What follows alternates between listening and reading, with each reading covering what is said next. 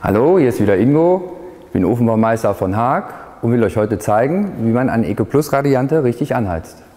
Dann legen wir mal los. Als erstes öffnen wir die Verbrennungsluftabsperrklappe. So, als zweites müssen wir die Anheizklappe öffnen.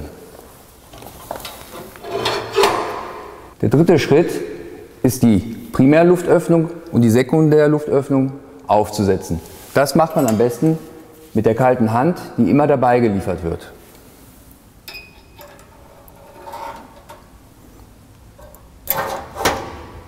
So, jetzt können wir anheizen. Da sollten wir darauf achten, dass wir trockenes Holz und in der richtigen Größe haben. Um den Radiante gut in Fahrt zu bekommen,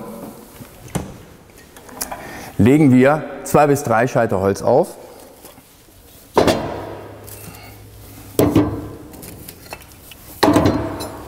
Und verwenden zum Anzünden Anzünder.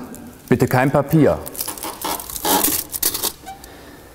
Wichtig ist beim EcoPlus, dass wir viel Anmachholz verwenden, die man locker aufstapelt.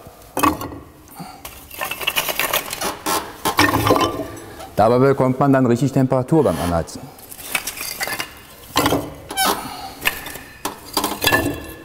So, jetzt können wir loslegen.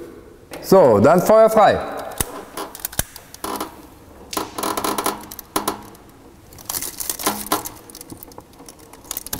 Die erste Füllung im Heizeinsatz sollte immer mit offenen Verbrennungsschiebern getätigt werden, weil die ist sehr wichtig.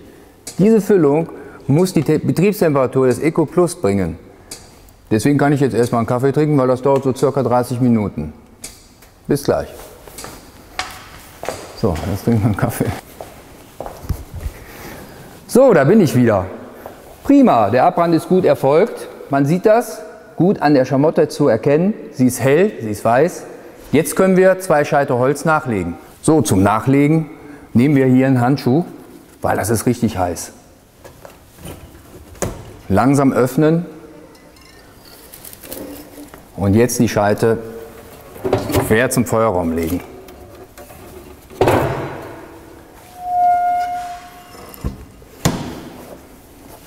So, der Abbrand ist schön, die Holzscheite sind schön umbrannt. Jetzt können wir die Regler schließen, wie folgt. Als erstes schließen wir die Anheizklappe, dann die Primärluftklappe und zum Regeln des Abbrandes benutzen wir die Sekundärluft. So, das war's schon. Bis zum nächsten Mal, euer Ingo von Haag.